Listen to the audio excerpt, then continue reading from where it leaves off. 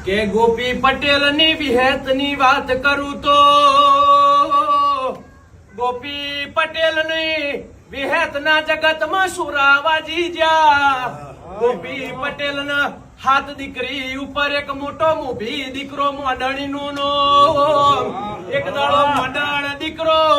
ગાયોની ગમેણમાં ગાયોને પોણી પાવા જાય અને મોટા દીકરાને એરું વબડ્યું ને ઝેર ચડ્યું નહીં નો વાહો વૈકુંઠ જતો રહ્યો ગોમ બધું ભેગું થયું ને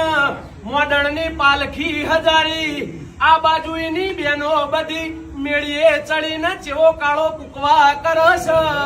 મારા દીકરાને મારા ભાઈને ડાગ દઈને તમે પાછા વળશો એટલે અમે નેચ કુદીને મરી જાહું ને જીભ કચરીને મરી જાહું એવો કુકવો કરીને એની હાથ બુનો રોવશ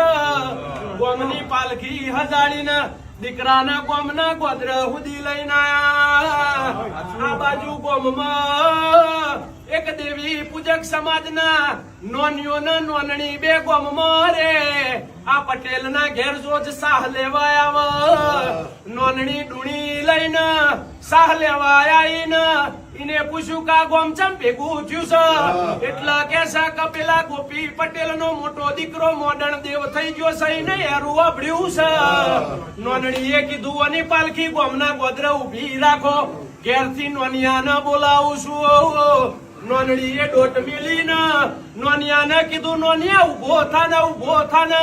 તારી વિહેત ને જગાડ ને જેની આપણે સાહ પીધી છે એના દીકરાને ઝેર ચડ્યું છે એના દીકરાનો વાહો વૈકુંઠ જ્યો છે ને ખૂટીએથી તારું ડાકલું ઉતાર ને આ નોનિયો નોનડી પાલખી જોડે આયા અને નોનિયાએ ડાકલું વગાડ્યું વિહત ને બોલાઈ અને પોણીની સાલક મારીને પેલો મોડણ દીકરાને ઝેર ચડ્યું તું એ દીકરો પાલખીમાં હી બગાહું ખાઈને બેઠો થઈ ગયો હોસ્પિટલ દવાખાનામાં મોણે દાખલ થયું એને હવતો બેઠું કર પણ મરેલા મરદાને બેઠો કરે એ મારી વિહતનો કોમો છે એ પાલખીમાં હી મરદો બેઠો કરનારી મારી ગોપીના માઢની વિહે